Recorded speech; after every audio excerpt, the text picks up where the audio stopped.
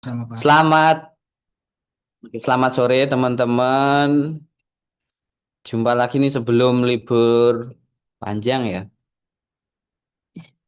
Oke, mohon maaf sebelumnya karena aku nggak ngira juga sih, karena yang kelas satunya akhirnya aku cancel, geser gitu ya. Nah, yang kelas ini awalnya aku kira geser gitu, tapi karena ini blended learning opsi yang disampaikan make sense, jadi ya udah sinkronus dulu kalian ngerjain tugas kelompok gitu ya. Nah, sebagai akuntabilitas, tolong dong diceritakan dari kelompok satu sampai kelompok 6 itu tadi apa yang dihasil dari diskusi kurang lebih selama satu SKS tadi. Kelompok satu boleh ya, kelompok satu silahkan.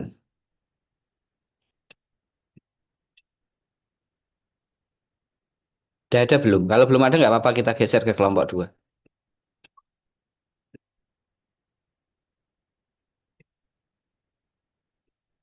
Mohon izin Bapak dari kelompok 2.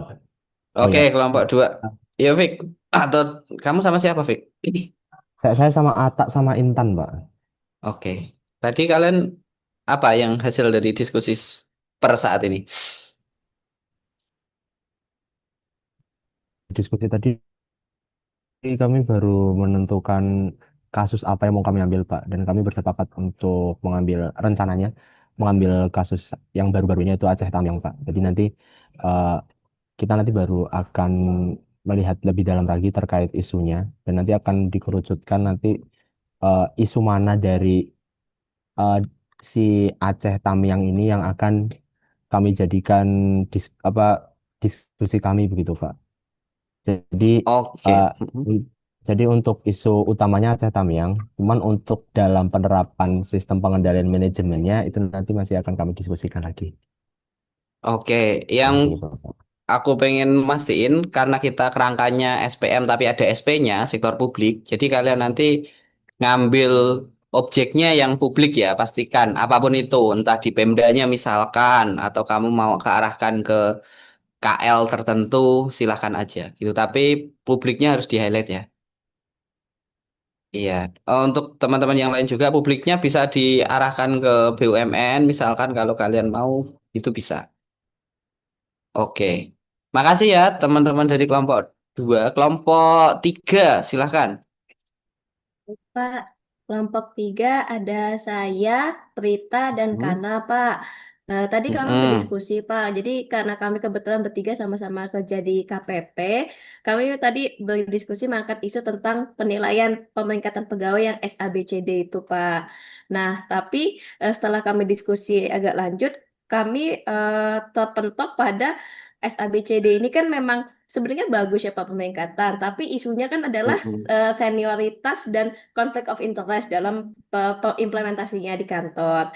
Nah, kami tuh terkendala pada jadi si isu ini tuh nggak terdokumentasi dengan baik gitu Pak. Jadi jatuhnya tuh isunya hanya mulut ke mulut aja gitu dan kayak cuman bisa diceritakan ya oleh pegawai. Nah, kalau menurut Bapak bagaimana ya Pak? Apakah bisa tetap dilanjut atau lebih baik kami mengganti isunya Pak? Terima kasih.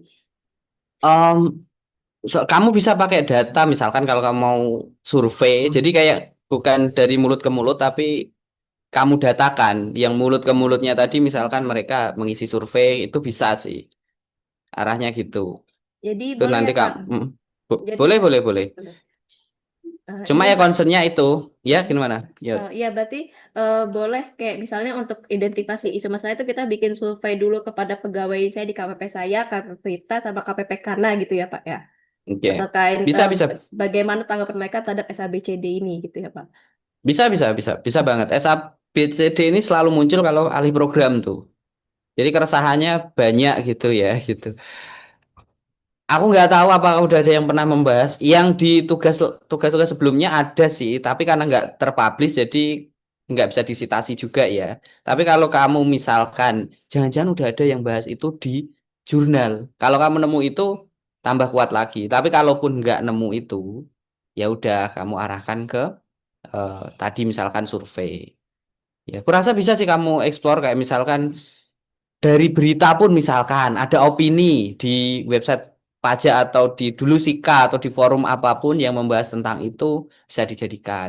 Dari misalkan notula rapat kalau ada atau paparan pimpinan di event tertentu itu sangat bisa lah kalian sesuaikan itu. Baik, Pak. Oke, Terima berarti kasih. Nanti kami ini lagi, Pak. oke. Nah, untuk yang alih program ini memang kecenderungannya kalian udah terjun langsung gitu ya. Jadi kalau kalian ngambil data di kantor pun lebih bisa dibandingkan teman-teman yang reguler karena teman-teman reguler ini mereka masih semester 5 pula ya. Belum banyak terjun langsung ke kantor gitu. Makanya susah. Jadi kemarin aku tetap sama aku tawarin alternatifnya mau seragam MBG atau enggak terserah mereka gitu. Hmm. Oke, Sama kelompok izin 4 Pak, berarti ya. Oh ya boleh. konfirmasi juga Pak, maaf satu lagi. Tugas Hmm. proyek ini tuh berarti kita memberikan solusi secara teori kan ya Pak ya, maksudnya secara teori yang sudah kita pelajari bukan benar-benar nyemplung, misalnya kayak MBG kita harus benar-benar datang ke tempat Badan Gizi Nasionalnya Enggak. enggak kan Pak? Enggak. Datanya Siap, data sekunder bisa banget, tapi kalau mau data primer dalam konteks survei juga bisa aja bisa. Mm, siap. Terima gitu. kasih Pak. Ya, ini yang jelas memang kalian ada concern waktu, kalian sendiri juga padat jadwalnya, jadi kalian sesuaikan lah dengan load-load yang ada. Yang jelas ini jadi modal juga kalau kalian mau ngarah ke mau solve. Kalian kan kemarin cerita blended learning ini salah satunya bisa langsung menerapkan untuk solusi di kantor misalkan. Kalian arahkan itu bisa banget kalau di kantor kalian ada isu tertentu, misalkan capaian ada gap capaian di tahun ini, terus itu jadi kalian eh, bikin jadi isu untuk dibahas ini, silahkan. Kalau kalian mau nyari yang theoretical banget gitu, pakai penelitian yang pakai regresi dan sebagainya bisa kalian lakukan. Misalkan kalian mengarah untuk skripsi nanti, itu juga bisa. Gitu. Jadi cenderung fleksibel di sini. Oke, kelompok 3 udah, kelompok 4 berarti ya, silahkan. Permisi, Pak. Untuk Yuk, kelompok, yuk. untuk kelompok 4, sekarang ada saya, Purbi, dengan Kelvin, Pak. Jadi Mm-mm.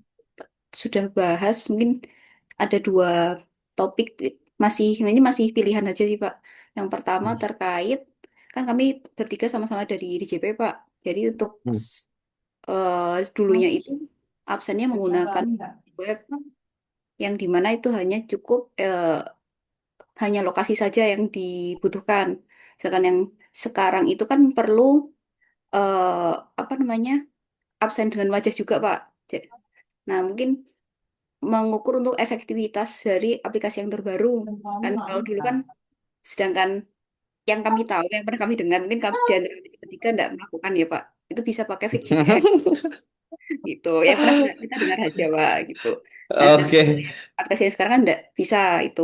Untuk topik pertama itu cuman tadi masih bingung, Pak, maksudnya ke depannya mau penelitiannya mau bagaimana arahnya gitu. Mm-mm. Kedua, ada pilihan lagi kan karena sama-sama di DJP ada permasalahan terkait Cortex, Pak. Sedangkan mulai bulan depan kan sudah mulai SPT.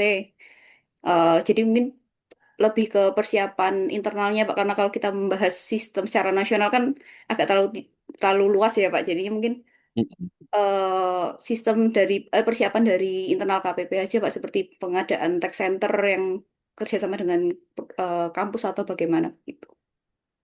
Oke, ya memang sih kalau nanti kamu arahnya efektivitas itu kalau harus didefine tuh efektivitas tuh yang mana gitu ya. Apakah mengurangi kontrol cost dalam konteks fake GPS tadi atau seperti apa gitu ya. Itu kalau kamu ngambil yang isu satu.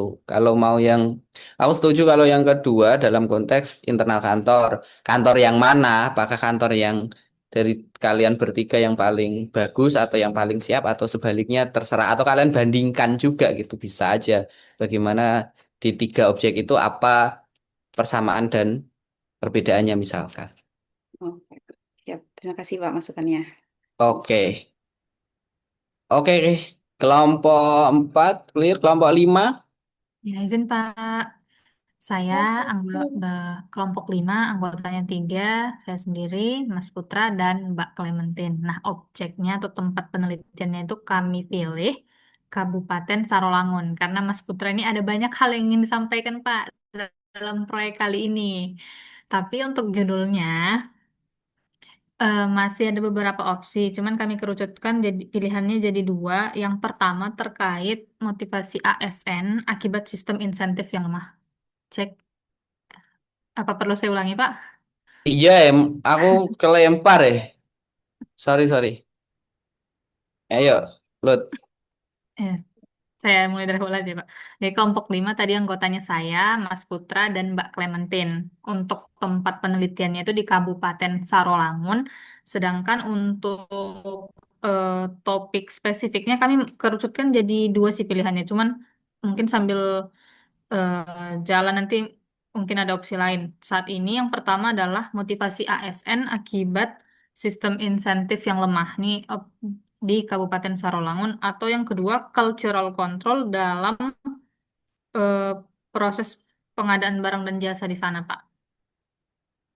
Ya, Oke. Em, Sarolangun itu siapa yang di situ? Mas Putranya, Pak. Jadi kami Oh nanti iya. interview dengan dia. Kemungkinan kami butuh lembaga perlindungan saksi dan korban ke depan. Ya udahlah kalian atur kalau mau saya dijebak. Boleh, boleh. Kalau nggak salah yang paper yang kita bahas di pertemuan kedua itu kan juga Pemda kan. Kalian bisa masukkan paper itu dan referensi di paper itu untuk memperkuat argumen kalian sih. Oke, silakan tim Sarolangun. Kasih, Pak. Ya. Tapi konteksnya ini ya, karena tadi kan tim Sarolangun opsinya masih gerak nih. Cuma kalian waktunya berarti tinggal 3 minggu nih. 2 minggu liburan sama 1 minggu. Kalau kalian bisa beres sebelum liburan sih lebih bagus. Cuma ya itu ya, bab 1, bab 2, bab 3 aja. Oke, sekarang dengan kelompok berikutnya, kelompok 6. Oh ya Pak, saya dari kelompok 6. Oke. Satu kelompok dengan Mas Dery sama Mas Okrian. Em, di sini kami mau membahas terkait dengan pelayanan SIM Pak. Jadi membahas terkait kan pelayanan SIM kan ini ya Pak, ibaratnya banyak yang mengalami itu apa namanya persepsi yang kurang baik gitu Pak. Eh, jadi kami mau membahas terkait itu Pak. Untuk lokusnya ini Eh, secara umum gitu Pak. Nanti menggunakan survei. Bagaimana ya Pak? SIM-nya SIM online kan ya? Belum Atau enggak? ditentukan sih Pak. Karena sekarang udah ada yang online, aku nggak memaksakan, tapi aku encourage untuk yang online.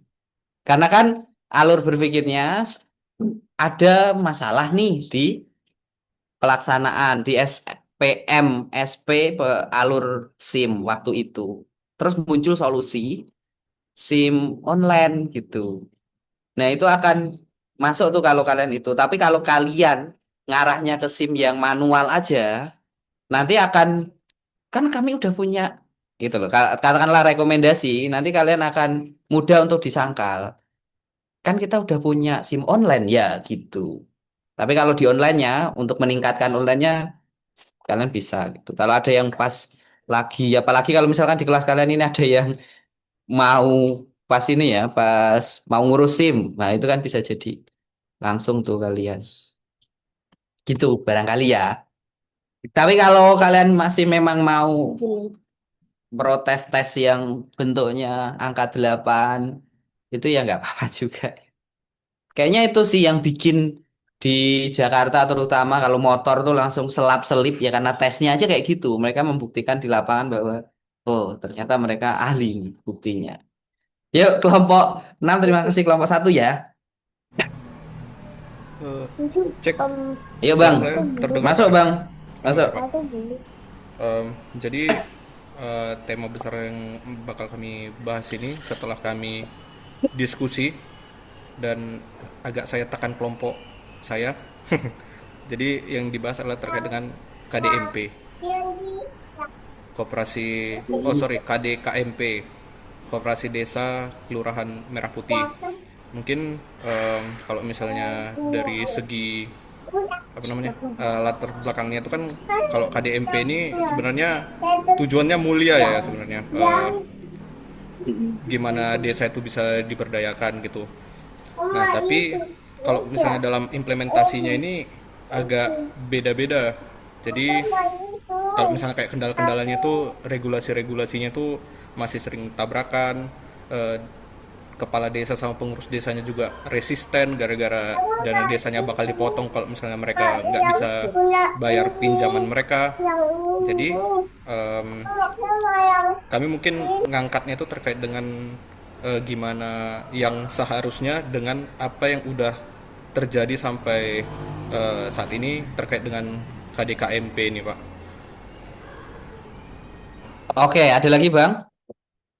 Eh, Mungkin itu aja, Pak. Oh, sama kayak Mbak Lutfi juga, kami perlu lembaga bantuan hukum juga, Pak, kalau misalnya ada apa-apa.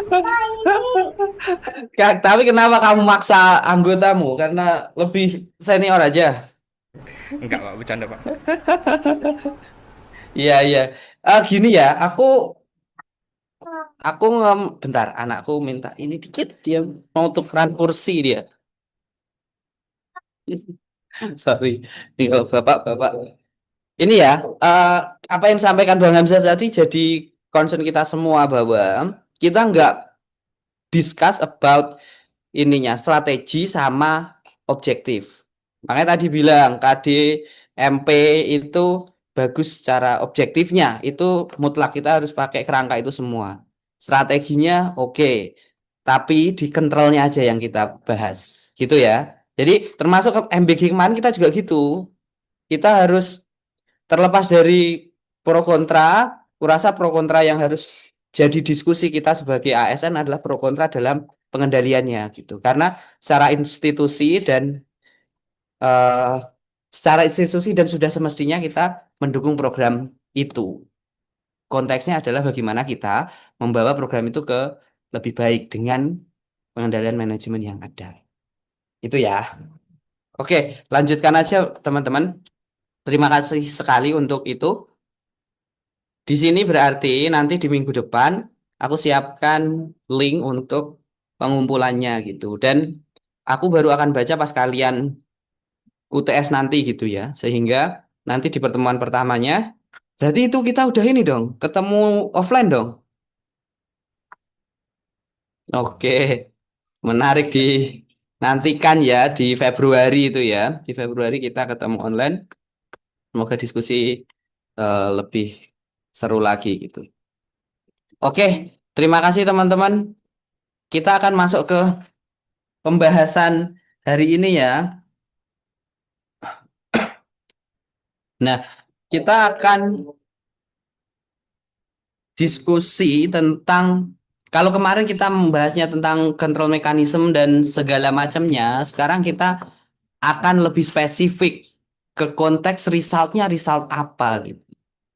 Dan yang kita bahas pertama itu karena kita balik lagi ya, walaupun kita SP sektor publik, tapi buku kita itu adalah sektor private. Maka yang kita gunakan acuannya itu adalah result control yang kita gunakan sebagai bahasan pertama kali adalah financial result control system gitu. Jadi sistem result control, tapi resultnya apa yang diukur yaitu result dalam konteks finansial. Itu akan kita bahas selama kurang lebih 3 pertemuan. Pertemuan hari ini, pertemuan 3 minggu lagi, sama pertemuan setelah UTS. Nah ini kalau kita ngomong tentang result control di pertemuan kedua, ya di pertemuan kedua itu kita bahas bahwa result control itu efektif karena 4 hal gitu. Jadi result control itu butuh 4 hal. Yang pertama adalah ada yang ingat nggak? Kita harus menentukan dimensi performanya gitu katanya. Dimensi performa. Terus kita harus menentukan measurementnya. Terus kita harus menentukan yang namanya target. Terus kita menentukan yang terakhir adalah insentif. Insentif atau rewardnya gitu. Oke, tapi kok 4 hal dibahas di 3 pertemuan, Pak, gitu ya. Nah, dalam konteks ini teman-teman, yang Pilih yang mana? yang dibahas atau secara teori pembahasan riset control itu menggunakan analogi. Jelek sih gambarnya ini. Ada yang bisa nebak nggak ini apa? Kursi. Kursi. Meja, Pak. Anakku bilang kursi, kamu bilang meja, Pak. Nyala, artinya apa? Ini Langsung. ini adalah kursi, stool gitu ya, stool. Iya, ini stool. Kursi yang berkaki 3 atau three leg stool gitu ya. Jadi kok 3 Pak gitu ya? Kalau kalian belajar IPA gitu atau fisika gitu, sebuah menara atau tower atau bangunan itu akan lebih kokoh kalau 3 dibandingkan 4 gitu. Tapi filosofinya itu atau enggak, aku kait-kaitkan aja ya. Tapi ini idioms yang sering digunakan adalah three-leg stool, yang mana isinya adalah dimensi performa. Dimensi performa ini ngomong tentang tanggung jawab. Apa dan siapa yang melakukan? Siapa sih yang melakukannya? Tuh. Makanya nanti di pertemuan ini kita itu akan membahas tentang Financial Responsibility Center. Kita Apa sih maksudnya Financial Responsibility Center ini? Ya, responsibility-nya apa dan siapa yang punya responsibility itu. Terus berikutnya measurement and target. Ini adalah planning and budgeting. Karena konteksnya kita ini ngomong tentang tadi ya, financial result control system. Financial result control system. Ini keluar nih di UTS tahun lalu ya. Tapi karena bab ini yang bikin soalnya bukan aku, jadi aku bilang aja ke kalian. Dikeluarin apa enggak tahu sih kalau ini. Di konteks financial research control system itu, karena finansial, gimana sih measurement dan targetnya, yaitu adalah planning and budgeting. Maksudnya gitu. Terus berikutnya apa Pak? Kaki yang ketiga. Kaki yang ketiga adalah sama, insentif atau kontrak, reward kontrak atau semacamnya. Gitu. Ini ngomongin financial result control. Tapi kalau ngomong secara umum, result control, ya 4 ini atau yang 3 ini, financial responsibility center itu apa sih? Intinya adalah delegasi. Delegasi. Siapa yang ditugaskan? Ditugaskan untuk apa? Menugasi siapa? Menugaskan untuk apa? Gitu ya. Terus planning and budgeting, ya ini adalah measurement-nya. Dan yang terakhir adalah insentif. Kalau kalian ngomong tentang Pak result control, ya ngomonginnya 3 ini. Kenapa Pak 3 dan bentuknya seperti kursi? Karena kalau satunya nggak berimbang, ya hasilnya tidak maksimal. Sekarang ada yang bisa berargumen nggak? Misalkan insentifnya nggak ada, apa yang terjadi kalau result control nggak ada insentifnya? Nggak ada motivasi, Pak. Motivasi.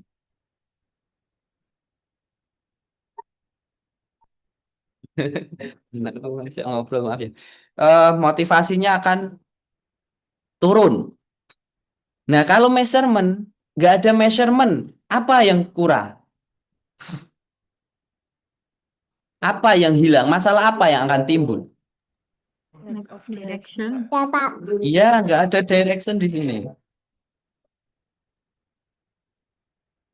Terus kalau nggak ada delegasi, apa yang timbul?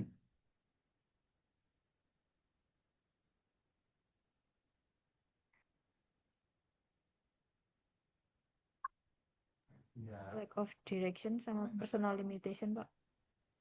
Ya, apa tadi ya, ya, oh, ya. Benar. Coba bisa dijelaskan lagi nggak? Personal limitation-nya itu kenapa? Kalau nggak ada delegasi, jadinya sebenarnya orang itu yang sebenarnya punya tanggung jawab nggak tahu bahwa itu tanggung jawabnya, Pak. Jadi nggak melakukan itu. Itu yang lack of direction-nya. Kalau yang personal limitation-nya?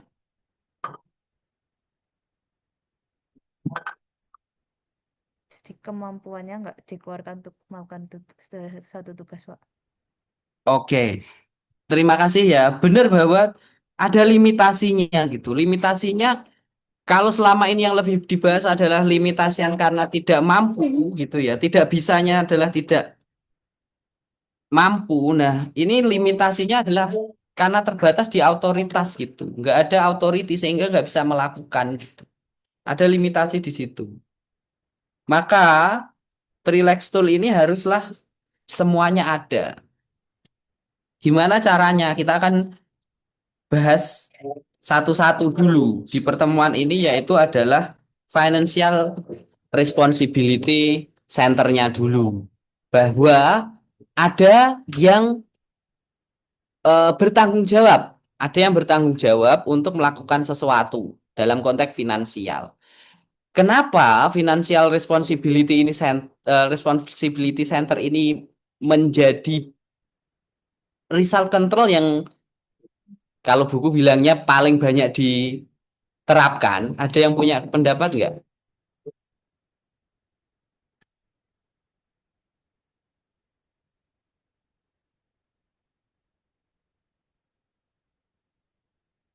Kira-kira kenapa ya kok financial responsibility center itu menjadi kayak primadonanya kalau kita ngomong tentang result control? Kenapa financial? Karena tujuan organisasinya kan biasanya profit ya, Pak. Biasanya Mencari. profit. Oke. Kalau non profit gimana coba? Bisa juga sih, Pak, dari efisiensi anggaran yang ada itu kira-kira bisa menciptakan output seberapa kualitasnya gitu, Pak. Oke, dan memang non-profit organization pun keberlanjutannya ya ditentukan oleh keberadaan fundingnya gitu ya konteksnya ya. Ada lagi nggak alasan selain karena menjadi tujuan utama tadi? Mudah diukur ya Pak. Mudah diukur. Mudahnya ini dalam konteks apa nih? Apakah mudah karena mudah dilakukan atau mudahnya karena eh, precise misalkan atau apa? Karena satuan-satuan financial ini dalam bentuk angka, jadi mudah untuk dikuantifikasikan dan mudah untuk di-compare, Pak. Oke, berarti ada bagian objektifnya di situ ya, sehingga bisa di-compare gitu. Kalau nggak objektif nggak bisa di-compare. Oke, makasih ya, Vin. Ada lagi nggak? Udah tadi tujuan utama, terus mudah dilakukan. Kira-kira mahal nggak pengukurannya?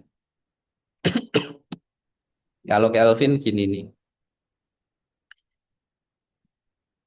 Konteks nggak mahalnya, sebenarnya kalau untuk katakanlah kita punya unit akuntansi itu kan juga ada cost-nya ya. Tapi karena tidak hanya dalam konteks kontrol gitu, tapi akuntansi itu menjadi kewajiban dalam konteks organisasinya. Jadi ini udah ada pengukurannya nih karena wajib. Wajib kenapa Pak? Karena misalkan wajib pajak dia harus bikin at least pencatatan gitu ya untuk yang skala kecil atau pelaporan.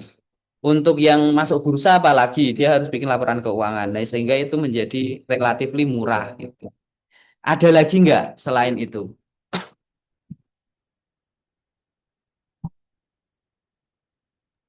Memberikan kebebasan pada manajernya Pak, manajerial otonomi Pak. Oke, itu dalam konteks umum result control seperti itu. Makasih ya, Bud. Selain yang tadi disebutkan teman-teman tadi, adalah financial ini jadi kayak summary gitu ya. Jadi kayak, nah ini ada istilah-istilah yang kalian tahu ini nggak? Bottom line nggak? Istilah bottom line.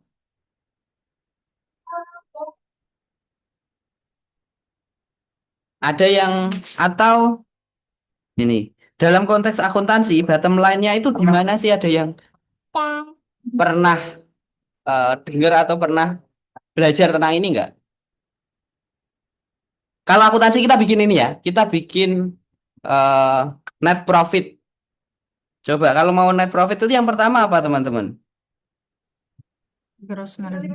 Gross Revenue, profit. Revenue dulu ya. Habis revenue oke. apa? Cost of goods sold. Expense, cost. Expense atau Ya, COGS. COGS ya. Iya. Ya kan investnya kan di sini ya. Terus habis itu menghasilkan apa nih? Gross profit Gross ya. profit. Gross profit. Terus habis itu ada apa? Expense. Expense, Operational expense. operasional administratif. Ya, operasional sama administratif expense ya di sini ya. Nah, ada beberapa pendapat yang berbeda ya terkait ada yang bilang bottom line-nya itu gross profit gitu. Tapi yang lebih umum itu adalah bottom line-nya tuh di sini. Jadi bottom line adalah di sini nih. Net profit-nya di sini. Tapi dalam beberapa kesempatan dulu zamannya Bu Menteri itu sering ngomong tentang below the line. Kalau line-nya ini berarti below-nya itu apa?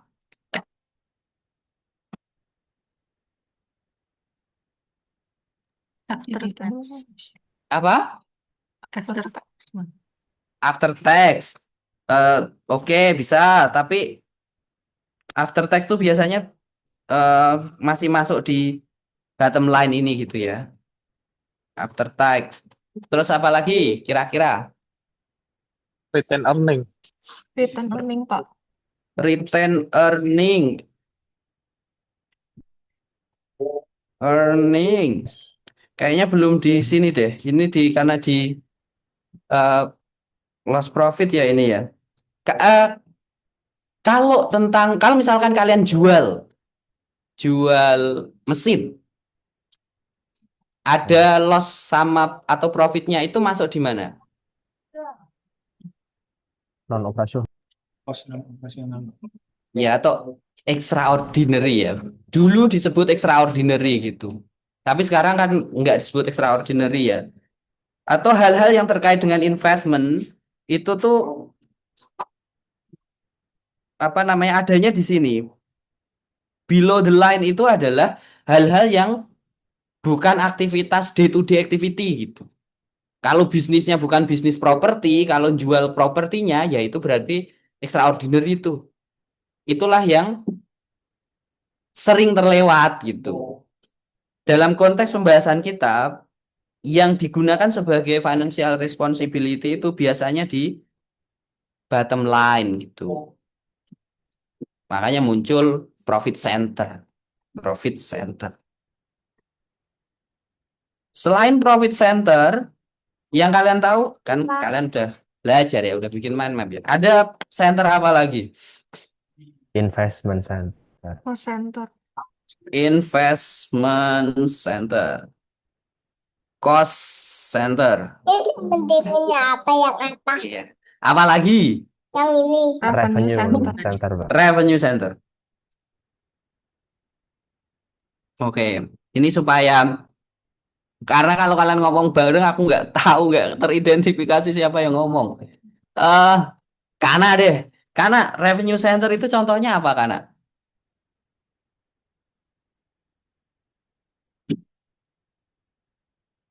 Ini karena ini ya bisnis banget ya di sini. Jadi Ya Pak, iya kalau revenue center, contohnya apa Kana? misalnya gaji atau sales Pak, perhitungan pendapatannya bagaimana? Gaji. Eh, Salesnya Pak, gaji dari sales penjualan revenue-nya Pak. Oke, kalau kita ngomong eh, senternya Berarti, Divisi nah, penjualannya, Pak. itu benar-benar karena itu ya berarti divisi salesnya. Nah, kenapa divisi sales jadi revenue center karena? Karena tempat masuknya itu di daerah situ, Pak, yang menentukan bagaimana penjualan organisasi atau ya istilahnya yang berhubungan dengan eksternalnya revenue-nya perusahaan bagian divisi itu, Pak. Oke, oke, itu ya alasannya karena ya mereka menghasilkan revenue gitu, maka diukurnya di revenue. Nah, dalam konteks yang lebih dalam di revenue center ini akan ada beberapa kendala gitu. Yang paling utama adalah ketika penjualan-penjualan a- atau diferensiasi produknya itu ternyata memiliki eh, katakan margin keuntungan yang berbeda-beda gitu ya.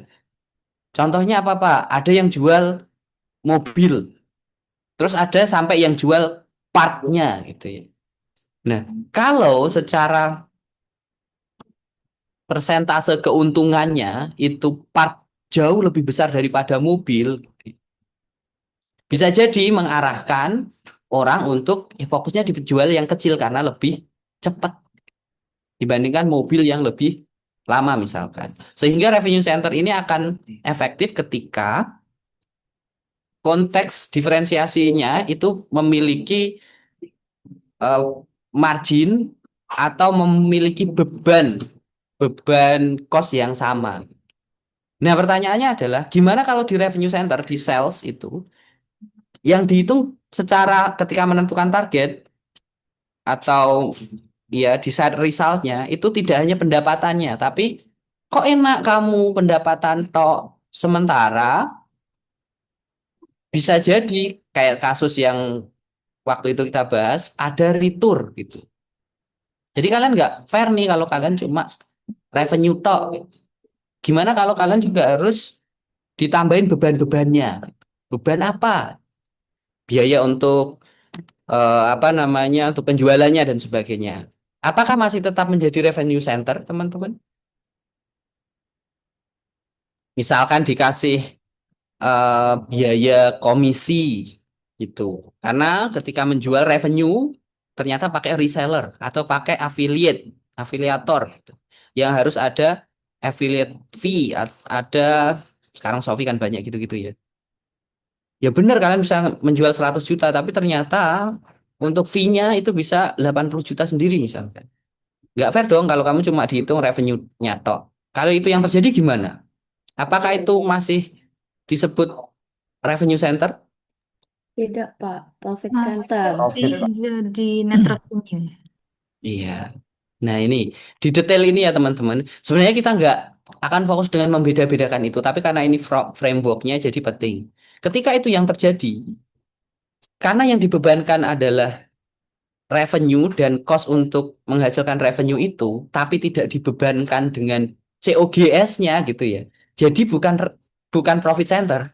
Kalau kita lihat tadi di sini, nah kan yang dibebankan cuma di expense-nya aja gitu. Jadi bukan net profit sehingga nggak jadi profit center. Jadinya tadi ada yang sebut kayak nggak salah Lutfi yang bilang net revenue center gitu. Dia tetap revenue center, tapi karena dikurangi dengan expense-nya jadi net revenue center. Itu satu. Yang pertama adalah revenue center. Sekarang cost center. Contohnya kalau set cost center ini kalian belajar tentang cost accounting atau anak sekarang nyebutnya AKBI. Kalian juga nyebutnya AKBI atau dapat nggak AKBI kalian? Dapat, Kak. Dapat dapat ya. Udah. Ya AKBI. Aku agak aneh sih disebut AKBI. Ya ya. Ada zamanku ya cost accounting. Nah ini ada varian, ada standar dan sebagainya. Ini digunakan terutama di bagian manufacturing gitu ya. Walaupun jasa pun juga bisa menjadi cost. Ketika yang muncul itu adalah cost. Nah ini kalau kita di sini ini cocok nih untuk menetapkan cost center. Kenapa? Karena ukur-ukurannya jelas. Di situ ada cost-nya. Tuh. Nah, Pak, kalau yang profit center gimana gitu? Ada yang nggak bisa ngasih contoh kalau yang profit center itu yang seperti apa? Eh, siapa ya? Purbi, Purbi.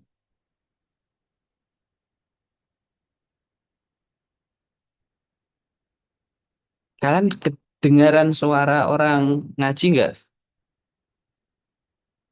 Enggak. Oh nggak, oke aman berarti.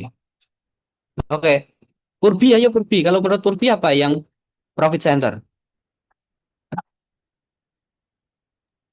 Iya, Pak. Profit center. Bayanganmu kalau di suatu entitas itu seperti apa? Kalau misalnya di finance-nya gitu bisa nggak ya, Pak ya?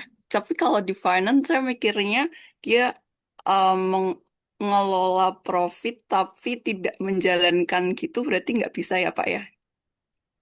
Oke, iya. Kalau di dia perhitungan profitnya nggak direct ke dia sebenarnya kan. Kalau di Oh, finance berarti itu. harus yang di operasionalnya gitu ya, Pak ya? Contohnya apa? Kalau kayak kemarin yang di industri game itu misalkan, mana yang bisa jadi profit center?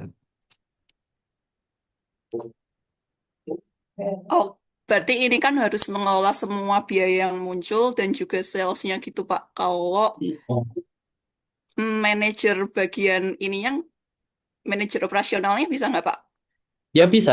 Di kalau kemarin kita balik ke game kemarin ya, itu kan Mm-mm. divisinya dibuat per ini ya, per customer itu ya. Per customer Nah, ya, per customer dan di konteks itu kebetulan tuh semuanya.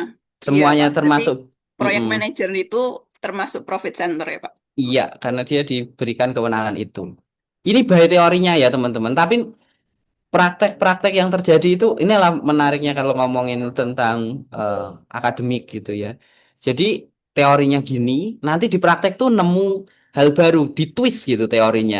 Nah, itu juga bisa jadi gitu. Katakan di bagian sales tadi mau di treat kayak profit center gitu. Misalkan juga kalau di publik karena DJP itu paramonnya gitu ya, tujuan utamanya ya penerimaan. Untuk mengukur, aku nggak tahu diterapkan apa enggak ya sekarang ya.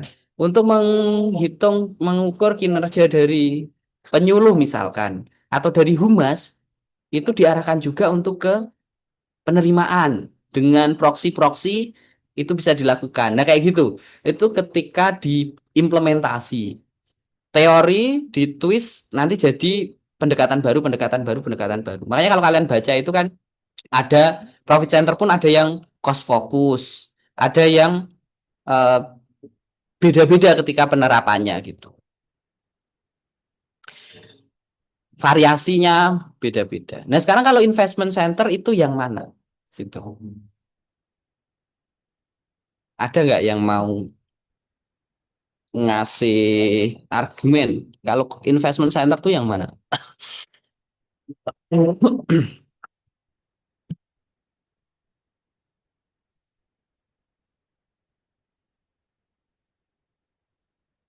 Aku, iya ya, tadi aku panggil-panggil ya, makanya nggak pada ini bentar.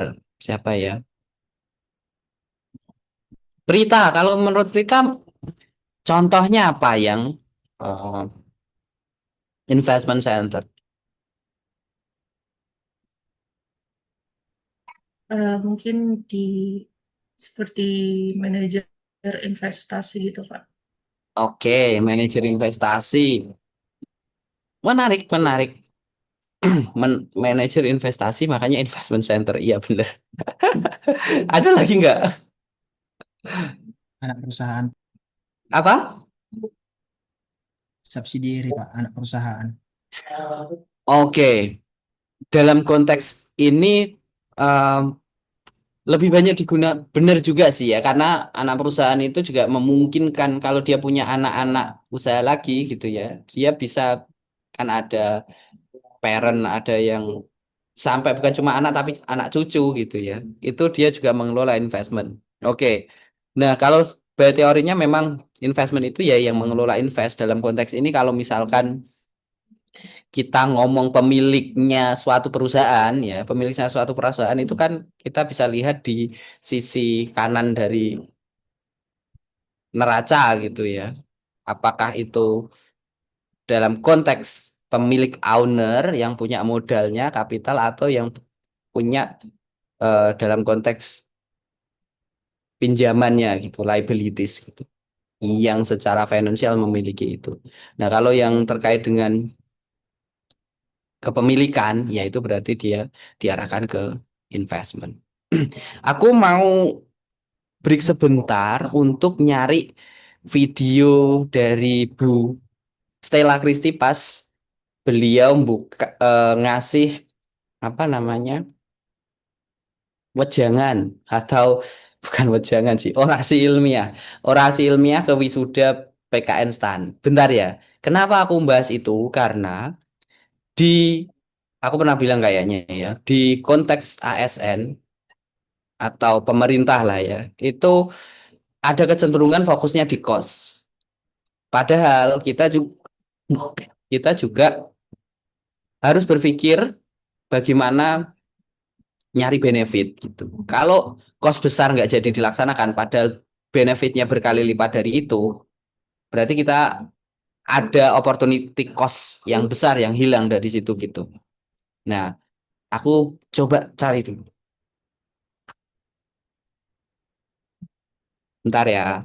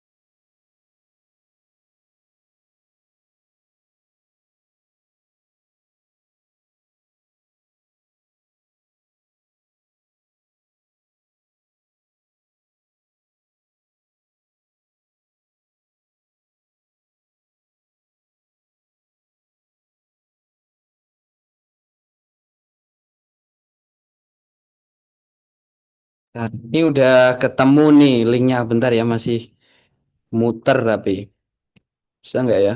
Semoga bisa. Nah, ini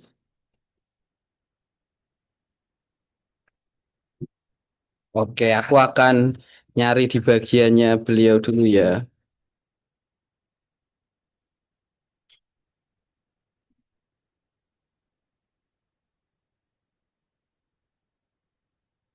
Pak, tapi sih mas tuh. Yang itu, yang depannya itu. Oke, mas bentar Warna. Hah? Mm-mm. Kaca ya? Kaca ya? Mana Mickey Mouse? Apa udah kak? Ngaca ya? Apa udah ngaca ya? Mau, mau, mana Mickey Mouse tadi? Mau nonton Mickey Mouse? Apa mau nonton Mickey Mouse? Apa emang udah selesai? Apa mau nonton Mickey Mouse? Apa belum selesai? Kamu nonton Mickey Mouse yang ini. Pegang aja papa. Apa mau nonton Mickey Mouse? Oke, ini ya aku akan share. Kita perhatikan ini. Ini, aduh, aku nggak bisa. Bentar, ini berarti ditutup dulu. Oke, bisa nggak sering? Apa? Apa? Apa di mana kak? Apa? Oke, share Di mana? sound. Hmm? Oke, kelihatan ya? Kelihatan Pak. Ya, sip. Ini private nih, jadi nggak semua orang bisa lihat ya. Karena jadi tolong jangan nggak usah ini nggak usah direkam ya. Siapa namanya? I Oh iya Pak, saya pause dulu. Ya, Oh Pak, ya. sama izin Pak memastikan untuk Oh, perkuliahan ini untuk Zoom-nya kira-kira sampai jam berapa ya Pak? Mohon maaf Pak jam sebelumnya. jam 7 kan katamu? Oh jam 7 ya Pak. Oke, berarti dimulai Kenapa? dari 16.30 ya Pak ya. Siap, tapi nanti aku tambahin penugasan ya. Oh ya, baik Pak. Tapi kalau kalian nggak ada kuliah, kita bisa lanjut. Oh, sebenarnya ini jam 7 tepat ada perkuliahan Pancasila Pak. Oke, ya udah berarti karena konteks itu ya, jadi kita nggak bisa lanjut. Nanti aku tambahin sinkronusnya dikit ya. Ya, baik Pak. Oke, ini kita record.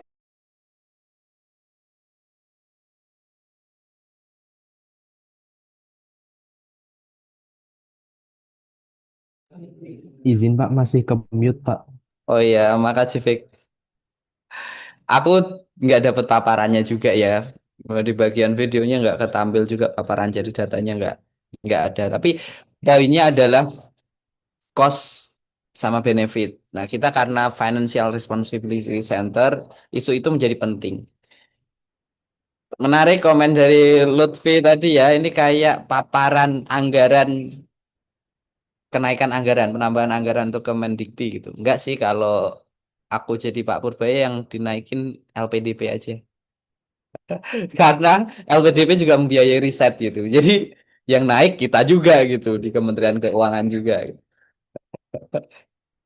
Nah, kalau ngomong ke tadi ke cost and benefit karena kita ngomongin entah itu kita anggap sebagai profit center atau investment center, itu menjadi penting untuk kita bisa mengukur benefitnya. Dalam konteks control, kalau nggak ada measurementnya, result control ya nggak jalan. Kalau measurementnya nggak precise, nggak objektif, ya nggak jalan gitu. Sementara memang di sektor publik terutama, untuk ngukur yang namanya benefit untuk menghasilkan profit itu susah. Di kami, di PKN STAN ataupun BPPK, LPDP, itu juga em, susah ngukurnya. Ada istilahnya return on training investment misalkan. Itu juga belum bisa memberikan framework yang benar gitu karena cara perhitungannya masih banyak, kemudian ada banyak bias-biasnya gitu, tapi arahnya adalah bagaimana benefit dan cost itu ya disandingkan itu. Maka kalau kita ngomong tadi berbagai macam financial responsibility center tadi, ketik Dina Elisa ini, oh ini ya PIC kayak Rizky ya. Kok udah Bisa ngecek ya? jadi Pak. Udah ngecek aja dia itu jadi insecure gitu ya. Jadi konteks bagaimana kita menentukan profit tadi. Nanti kalian di pelajaran apa ya yang bisa mendalami itu ya. Kalian apa namanya self learning pun bisa gitu. Ini adalah salah satu tools yang bisa kalian pakai di karir kalian. Bagaimana kalian bisa menghitung benefit, termasuk ketika riset-riset. Kalau kalian nanti mau ngajak dosen misalkan untuk riset, kalian bisa explore area ini. Bagaimana sih ngukur benefit di sektor publik? Bagaimana sih kalau kita kerangkakannya di SPM gitu? Bagaimana sih membuat eh, instansi publik itu menjadi profit center atau investment center? Itu juga aspek yang menarik untuk dieksplor. Nah, terus kenapa sih sebenarnya financial responsibility center ini menjadi bahasan kita, bagaimana menentukan cost ini menjadi penting gitu. Arahnya kalau kita ngomong memang untuk membalance antara cost and benefit tadi di perusahaan pun arahnya seperti itu. Makanya kalau ini di pajak repot sekali gitu. Yaitu ada istilahnya kan transfer pricing gitu. Terutama yang internal. Karena kalau transaksi internal itu sebenarnya kayak zero sum. Apa sih zero sum ya? Sama aja. Katakanlah unit A dan unit B, unit produksi dan unit penjualan katakanlah ya. Transfer dari unit A ke unit B dari produksi ke penjualan walaupun dibuat dengan kerangka profit center, tidak ada profit yang dihasilkan karena masih internal gitu. Profitnya di A itu artinya mengurangi profitnya di B. Jadi secara agregat ya sama aja gitu, zero sum gitu. Tapi karena konteks pengukuran financial set control menjadi penting untuk adanya transfer pricing ini gitu. Nah, transfer pricing kalau kita ngomonginnya revenue center atau cost center, transfer pricing mostly nggak kita gunakan gitu. Nah, karena arahnya adalah di sektor swasta pun seperti itu, di sektor private pun arahnya adalah untuk menjadikan eh, profit center. Jadi bagaimana memunculkannya adalah dengan transfer pricing. Kalian udah baca eh, modulnya, kenapa sih transfer pricing itu menjadi penting Pak, menjadi digunakan? Ada yang mau ngomong? Silahkan. Eh, karena Pak, transfer Apa? pricing itu langsung mempengaruhi Pak di pendapatannya Pak. Dari revenue dari sellingnya maupun dari cost menerima atau membeli sesuatu Pak untuk usahamu. Oke, sebenarnya transfer pricing ini arahnya di internal tuh, Bud. Jadi unit-unit antar unit di organisasi itu dia bertransaksi. Misalkan dari unit produksi transfer barangnya ke unit B misalkan. Atau ekstrimnya kalau multinasional dari organisasi parent ke anaknya atau ke cucunya gitu. Jadi sebenarnya itu adalah dalam satu entitas dibutuhkan adanya harga tadi. Ada yang ini nggak nambahin nggak dari argumen Putra atau Putra mau memperdalam silahkan.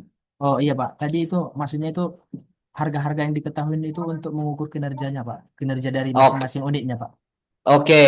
Dia untuk mengukur kinerja ya, mengevaluasi kinerja. Benar. Terima kasih Putra. Dia mengevaluasi performan dengan dalam skema atau sudut pandang profit center tadi. Makanya walaupun di unit manufacturing tidak ada penjualan, seakan-akan dibuat penjualan gitu. Dia supply sebenarnya dia itu menyediakan bahan atau barang untuk unit lain gitu, tapi dianggap sebagai penjualan. Makanya butuh pricing tadi. Apalagi kira-kira yang eh, bisa dijadikan alasan kenapa transfer pricing itu penting dan perlu. Dari hasil kinerja nanti mungkin bisa untuk dasar penghitungan laba yang adil, Pak.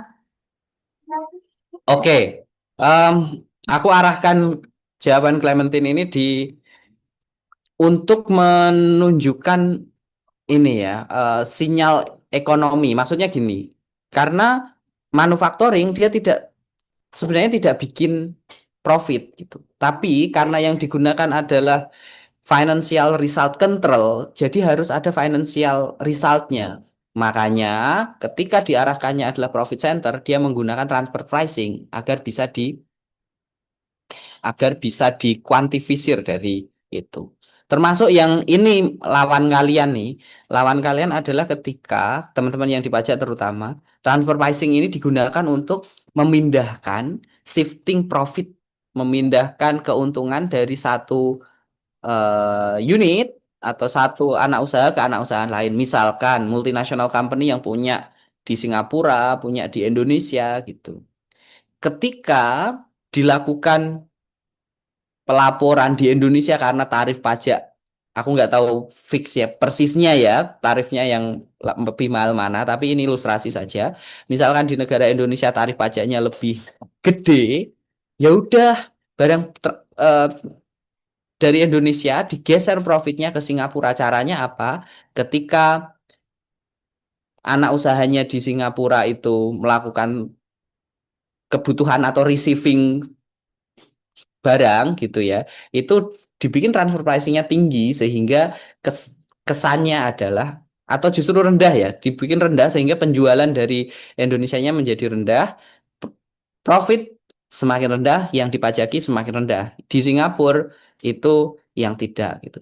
Dalam tataran praktek ini ada batasan wajarnya sebenarnya.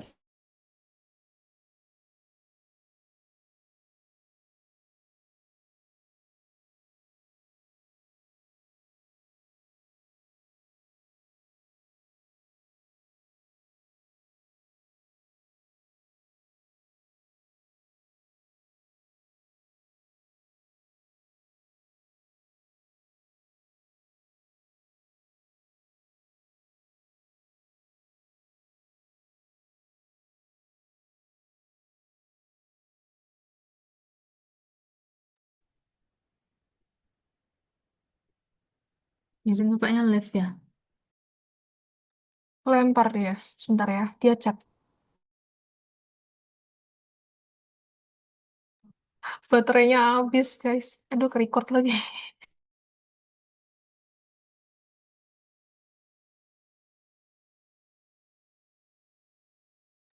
Sorry ya. Jadi agak repot dari aku. Nah, tapi ini ya karena udah waktunya presentasi juga nih ya. Secara umum transfer pricing ini menjadi masalah ketika transfer pricing digunakan untuk penghindaran pajak. Intinya itu bahwa profitnya dibawa ke tempat yang lebih murah pajaknya. Kalau itu masih bisa dikatakan fair dalam kondisi tertentu. Ada yang lebih parah adalah di data manajemen. Bahkan di data manipulation gitu, di mana kayak di negara A dikurangin, negara B juga dikurangin karena normalnya ketika di A profitnya kecil, di B jadinya besar gitu karena memang satu entitas gitu. Yang terjadi adalah berbeda. Nah, sebenarnya aku pengen cerita pengalaman, bukan pengalamanku, pengalaman temenku, temen kelasku dulu. Dia dia menjadi yang penerapan dia pemeriksa dan pemeriksaan dia tentang transfer pricing yang terjadi di Singapura ini menjadi best practice yang dipakai di OECD. Kemarin dia dipanggil di acara OECD di India terkait dengan transfer pricing ini. Tapi karena waktu ya, jadi aku akan langsung geser aja ke presentasi. Nanti kalau kalian ada pertanyaan ataupun diskusi, kita bahas di situ. Sekarang kelompok berarti kelompok berapa? Kelompok 5 ya. Kelompok 5 maaf kemarin ada kesalahan. Aku diingetin Rizky kemarin kesalahan di assignment. Nanti aku geser. Silakan kelompok 5 kalian presentasi ya. Ntar aku matiin dulu.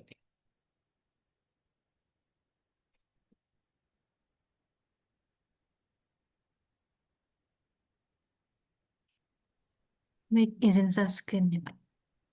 Oh ya kamu ya Lut. Silakan. Sudah terlihat teman-teman? Udah.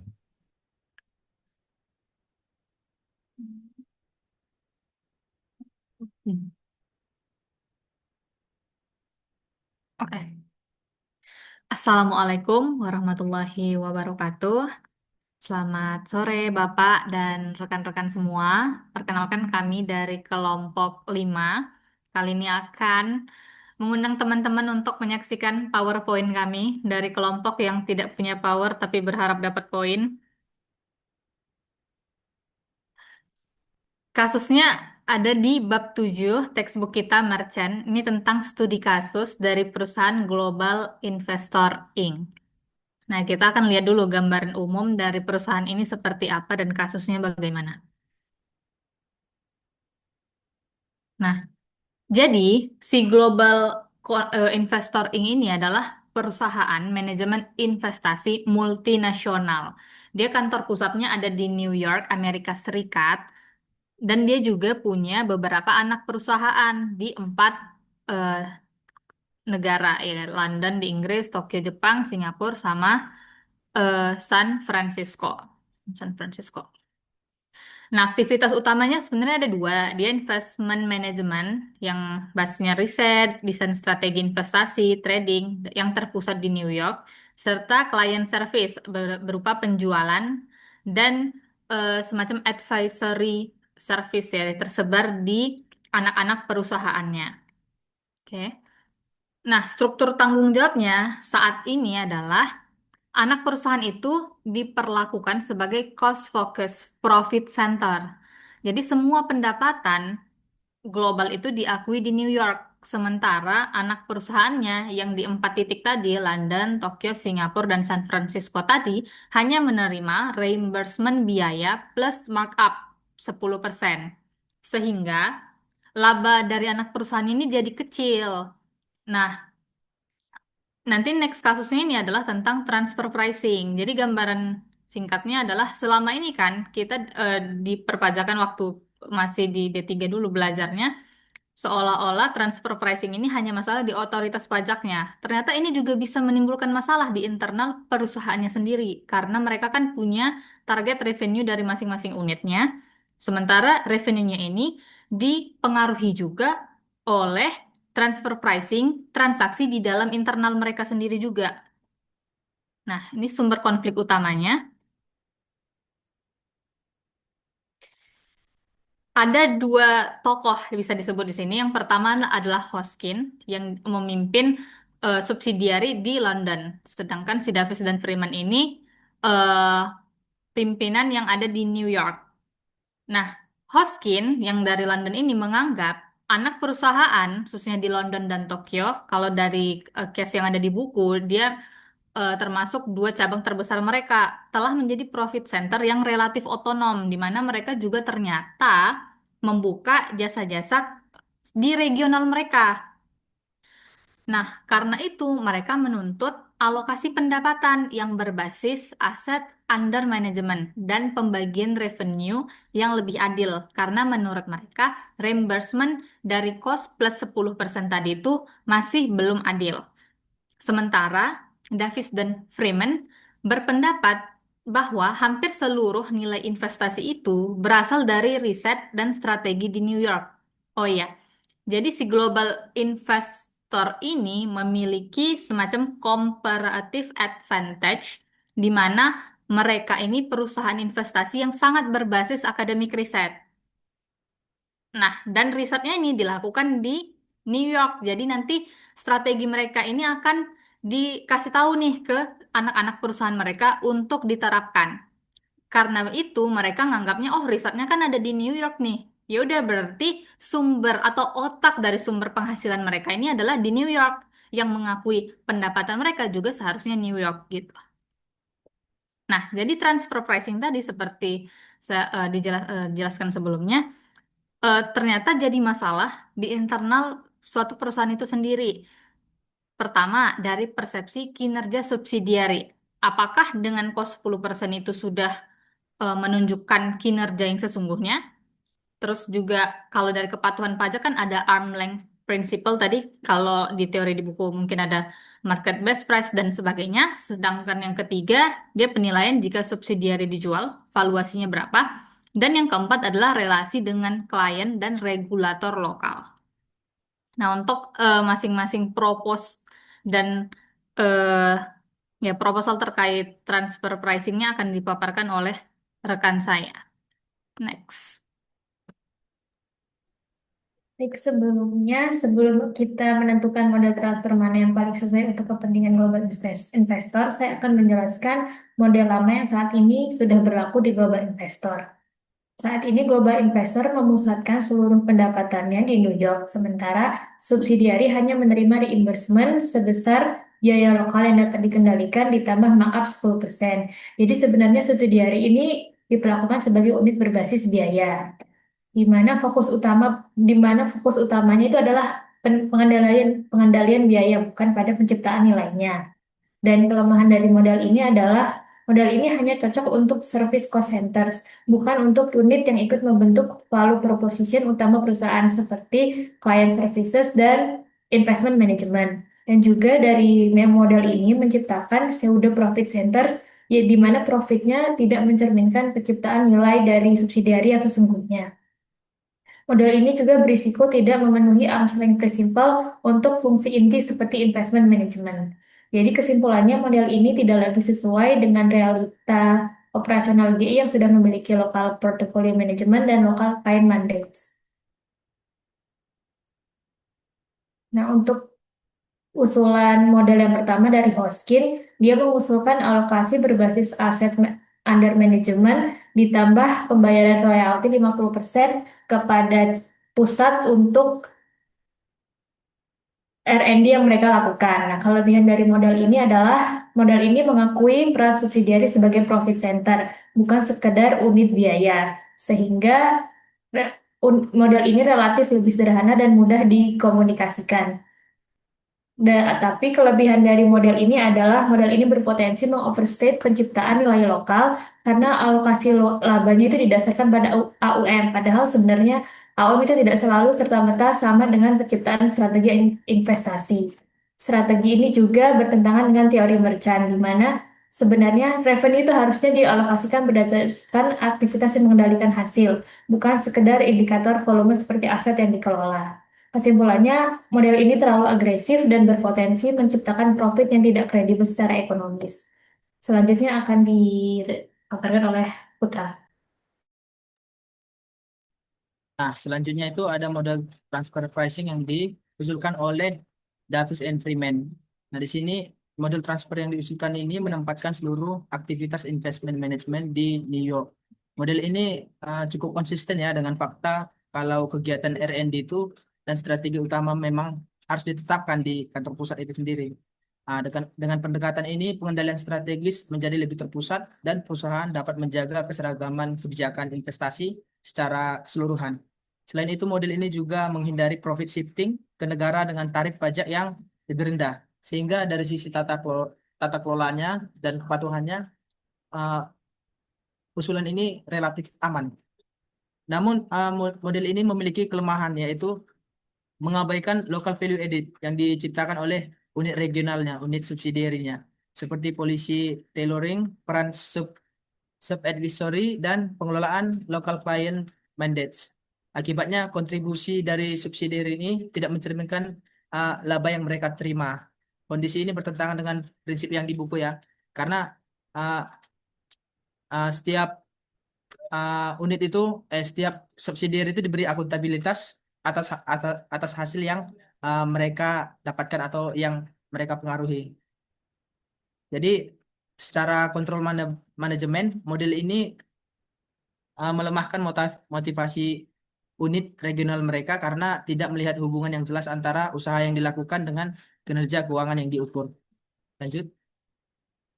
Nah, ini model yang kedua yang diusulkan oleh Hopkins. Next.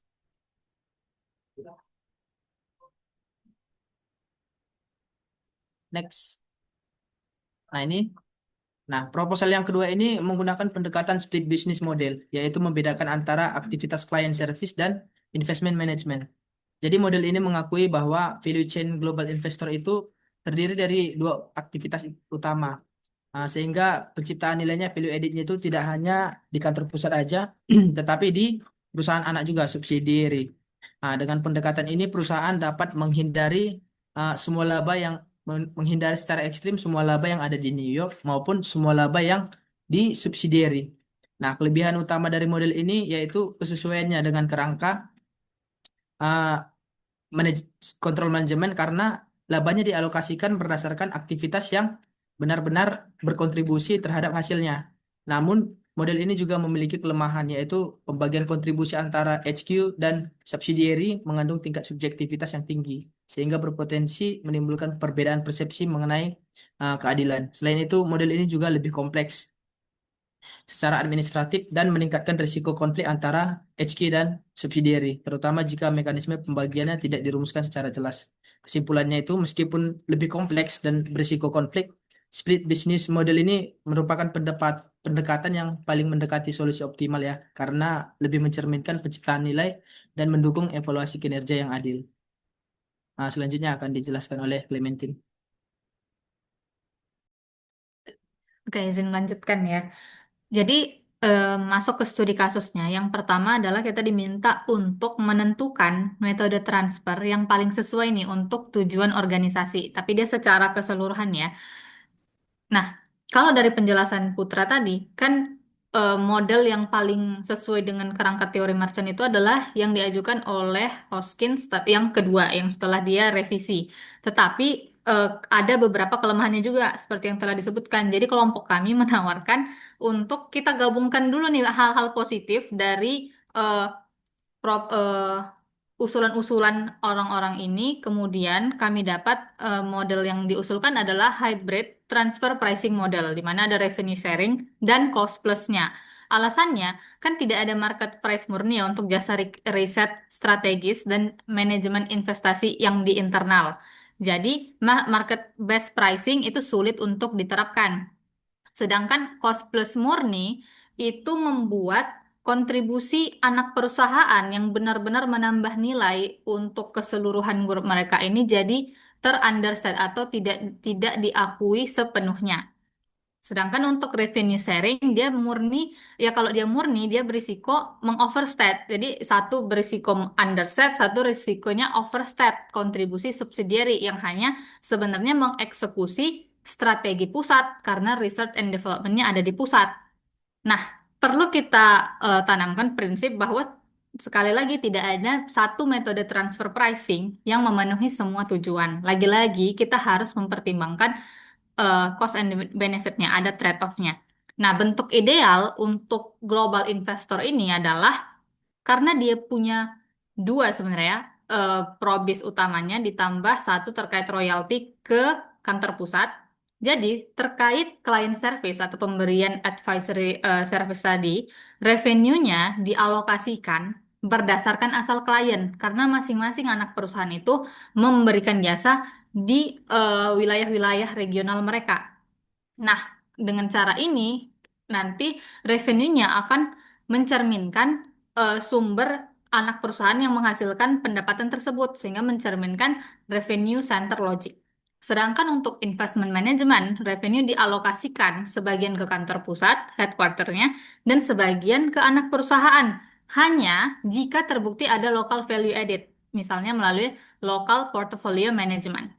Nah, untuk royalti, ini akan mencerminkan peran kantor pusat tadi yang meng-hire akademisi-akademisi keuangan sebagai pusat intellectual capital. Ini 10 lagi ya. Oke, dilanjutkan. Baik, selanjutnya kalau sebelumnya itu untuk kepentingan organisasi secara keseluruhan, muncul pertanyaan kalau sebetulnya tujuan utamanya hanya untuk evaluasi manajemen dan kompensasi, bagaimana seharusnya pemilihan metode transformasi dilakukan? Nah, menurut kami, subsidiari seharusnya dievaluasi berdasarkan hasil yang berada dalam lingkup tanggung jawab dan juga pengaruh unit tersebut, serta hasilnya harus mencerminkan kontribusi ekonomi nyata yang diberikan oleh subsidiari kepada perusahaan. Jadi menurut kami metode yang paling ideal diterapkan jika tujuan utamanya adalah untuk evaluasi manajemen dan kompensasi adalah metode Hoskins yang kedua, di mana pada intinya metode ini tidak lagi memusatkan revenue-nya ke New York semuanya di headquarter. Sebaliknya, revenue dibagi antara pusat dan cabang sesuai dengan fungsi yang benar-benar dijalankan. Kemudian, metode ini juga mulai mengakui bahwa subsidiari bukan hanya sekadar pelaksana operasional berbasis biaya, tetapi juga unit yang menciptakan nilai ekonomi. Kemudian, metode ini, meskipun revenue tidak lagi sepenuhnya ditarik ke pusat, tapi kontribusi pusat tetap diakui melalui pembayaran royalti atas intelektual kapital, riset, dan sistem investasi yang dikembangkan di pusat. Sehingga dengan cara ini pusat tetap memperoleh kompensasi yang adil tanpa harus mendistorsi kinerja subsidiari. Kemudian metode ini juga menggunakan pendekatan arm's length di mana hubungan antara unit diperlakukan seolah-olah transaksi antar pihak independen untuk menjaga kewajaran pembagian hasil. Nah, selanjutnya kami memilih metode itu karena atas 4 prinsip ini. Yang pertama dari controllability. Seharusnya manajer hanya boleh dievaluasi atas aktivitas pendapatan dan biaya dapat mereka pengaruhi. Dalam konteks global investors ini, revenue dari client services dan juga investment management itu dialokasikan sesuai dengan kontribusi nyata dari subsidiari. Dan juga pusat menerima royalti atas intelektual kapital dan R&D yang memang berada di pusat. Sehingga dengan cara ini, laba unit menjadi indikator kinerja yang relevan dan dapat dikendalikan oleh manajer. Yang kedua, goal congruence. Sistem transfer pricing seharusnya tidak membuat hubungan subsidiari dan pusat saling berseberangan. Makanya metode Hoskins ini membantu menyelaraskan kepentingan subsidiari dengan perusahaan sehingga masing-masing pihak diakui kontribusinya. Kemudian yang ketiga, fair performance measurement. Sistem ini menghasilkan ukuran kinerja yang akurat, tidak bias, dan mencerminkan realitas ekonomi. Model Hoskins yang kedua merupakan model yang paling mendekati kondisi tersebut karena mengakui kontribusi masing-masing unit secara proporsional. Kemudian yang keempat, motivational effects. Ukuran kinerja bukan hanya alat ukur, tetapi juga alat pengaruh perilaku manajemen. Ketika kontribusi subsidiari diakui secara proporsional, unit akan lebih terdorong untuk berinisiatif dan berkolaborasi dengan pusat. Kemudian, saya mencoba membuat perbandingannya di dalam tabel ini. Pada kondisi sebelumnya, transfer pricing itu berbasis cost plus, sehingga sifatnya hanya administratif dan belum berfungsi sebagai alat pengendalian manajemen. Subsidiari memang disebut profit center, tetapi sebenarnya berfungsi sebagai pseudo profit center. Akibatnya, evaluasi kinerja dan kompensasi manajer menjadi kurang adil dan motivasinya menurun. Kemudian, pada akhirnya kalau diterapkan dengan metode Hoskins ini, menjadikan transfer pricing sebagai alat pengendalian hasil, di mana laba unit mencerminkan kontribusi dan controllability sehingga evaluasi manajemen lebih akurat, kompensasinya lebih adil, dan perilaku manajer menjadi lebih selaras dengan tujuan perusahaan. Dengan demikian, jika evaluasi manajemen dan kompensasi merupakan tujuan utama dari transfer pricing, maka metode yang dipilih harus mencerminkan controllability dan kontribusi ekonomi nyata sehingga laba unit menjadi ukuran kinerja yang adil, akurat, dan dapat memotivasi. Baik. Nah, di sini saya akan menjelaskan bagaimana seharusnya Maskola menjalankan rapat gugus tugas dalam menetapkan harga transfer yang akan dilakukan ya. Nah, desain responsibility center ini dan transfer pricing itu sebenarnya bagian inti ya, bukan cuma soal hitung-hitungan akuntansi. Nah, di dalam rapat gugus tugas ini posisi Bob Maskola ini bukan sebagai membela ya pihak satu atau pihak dua kepentingan New York atau subsidiarinya, tetapi sebagai desainer dan guardian of the control system. Nah, tugas utamanya itu memastikan bahwa sistem yang dirancang itu bisa mengukur kinerja setiap unit secara adil. Kemudian harus bisa juga memotivasi manajer dan menciptakan goal congruence untuk kepentingan organisasi secara keseluruhan. Nah, yang pertama itu menetapkan tujuan pengendalian terlebih dahulu. Nah, langkah yang perlu dilakukan Maskola adalah menjelaskan dulu apa sih tujuan dari transfer pricing itu. Satu sistem itu kan nggak bisa mengoptimalkan semua tujuan sekaligus. Karena itu Maskola perlu mengarahkan diskusi supaya semua peserta sepakat dulu fokus utamanya mau kemana. Apakah ke evaluasi kinerja, motivasi manajer, atau tujuan lain. Yang kedua itu ada mengklasifikasikan unit secara tepat. Setelah tujuan pengendalian jelas, Maskola ini harus dapat membantu arah rapat itu mampu mengklasifikasikan unitnya apakah ke dalam pusat pertanggungjawaban atau cost centernya atau profit centernya. Nah, yang ketiga itu mengarahkan diskusi pada aktivitas yang dikendalikan, bukan masalah lokasi kayak yang tadi dijelaskan regional. Nah, prinsip responsibility follows control ini maksudnya tanggung jawab harus diberikan sesuai dengan apa yang benar-benar bisa dikendalikan oleh si manajer. Nah, dalam rapat gugus tugas ini Maskola perlu menggeser diskusinya dari perdebatan soal lokasi, misalnya dari New York versus London, ke pembahasan yang lebih substantif. Aktivitas apa yang benar-benar dikendalikan oleh masing-masing unit itu.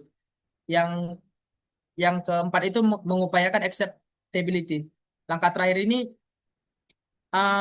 artinya sistem pengendalian itu dirancang harus bisa diterima oleh para manajer yang akan dinilai dengan sistem tersebut. Nah, sistem yang benar secara teknis itu tidak tidak ditolak secara perilaku, yang ditolak secara perilaku kemungkinan besar akan gagal jika dilaksanakan. Karena itu, Mas Sekolah perlu mendorong solusi yang bersifat kompromi, tidak terlalu ekstrem, menguntungkan kantor pusat atau subsidiary. Sistem yang dihasilkan harus realistis juga, bisa dijalankan secara konsisten dan dipersepsikan dengan adil, sehingga manajer mau menerima hasil evaluasi dan tetap termotivasi. Nah, untuk tambahannya itu ada juga uh, harus mengajak peran si CEO untuk mengambil keputusan, karena kan dalam sebuah perusahaan itu kan omongan CEO itu mempunyai kewenangan yang jelas, tidak mudah diperdebatkan lagi oleh para manajernya itu. Next, yang terakhir. Oke ya, udah kurasa ya kelompok 5 ya. Karena waktunya nih mohon maaf nih ya. Jadi kita berikan react nih untuk teman-teman kelompok 5 yang sudah presentasi. Oke, waktu juga nggak memungkinkan untuk tanya jawab. Nanti kalau perlu diskusi, aku buka forum diskusi ya. Tapi gini teman-teman, di merchant ini kasus yang digunakan itu kasus real, walaupun perusahaannya adalah perusahaan yang diganti namanya gitu. Tapi perusahaannya real. Artinya kalau kalian mau menikmati belajar itu seru sekali ketika baca status kasusnya. Memang panjang dan kayak aduh panjang banget gitu. Tapi aku encourage kalian untuk walaupun kalian nggak presentasi, kalian baca karena di situ pembelajarannya dan ini praktik baik dan praktik yang terjadi gitu. Beberapa di kasus hasilnya kayak misalkan di Maskola ini di Global Investment ini itu kayak anti klimaks sebenarnya. Kalau beberapa referensi itu bilang bahwa di kasus aslinya itu pilihan yang diambil bukan opsi yang diambil yang ditawarkan oleh Davis, Hoskin proposal satu, proposal 2 enggak gitu. Tapi balik ke existing gitu. Yang aku pengen encourage juga kalau kalian baca studi kasusnya adalah bagaimana ketika kita dihadapkan pada suatu masalah dan kita harus bernegosiasi. Kalau kalian ikuti tadi alternatif satunya Hoskin, kemudian Davis ngerespon alternatif itu, kemudian Hoskin bikin lagi, Davis bikin lagi. Itu tuh ada dialog tuh. Kalau untuk mencapai win-win solution, kalian perlu ngasih orang lain tuh win sehingga proposalnya nggak ditolak sepenuhnya, tapi ada yang diambil, ada yang dikurangi, ada yang diambil, ada yang dikurangi sampai akhirnya ada win-win solution gitu ya. Ini proses pembelajaran yang menarik. Sayangnya memang waktu kita terbatas nih dan mohon maaf sekali lagi ya karena harus ada sinkronusnya. Sebenarnya kita bisa asinkronus kok gitu. Nanti kita coba asinkronus beneran ya. Tinggal satu pertemuan tapi dan kuis. Itu kita nggak banyak waktu untuk membahasnya. Aku akan buka kolom diskusinya. Kalau kalian ada pertanyaan kita diskusi di situ. Dan untuk hasil diskusi kelompok kalian nanti kalian submit di LMS-nya ya. Gitu ya. Untuk pertemuan hari ini, terima kasih sekali. Sebelum kelas lain masuk nih, aku akhiri. Terima kasih. Selamat liburan kuliahnya, walaupun kalian tetap masuk kerja sama, aku juga tetap kerja, nggak cuti. Kalau yang cuti, selamat cuti ya, menikmati akhir tahun, menikmati capaian-capaian yang kalian lakukan untuk resolusi berikutnya. Terima kasih. Wassalamualaikum warahmatullahi wabarakatuh. Waalaikumsalam. Terima kasih, Pak. Ya, Terima ya kasih, dengan Pak. senang Terima kasih hati. Pak. Ya, nanti dicek Terima kasih, LMS-nya ya. Pak. Yuk.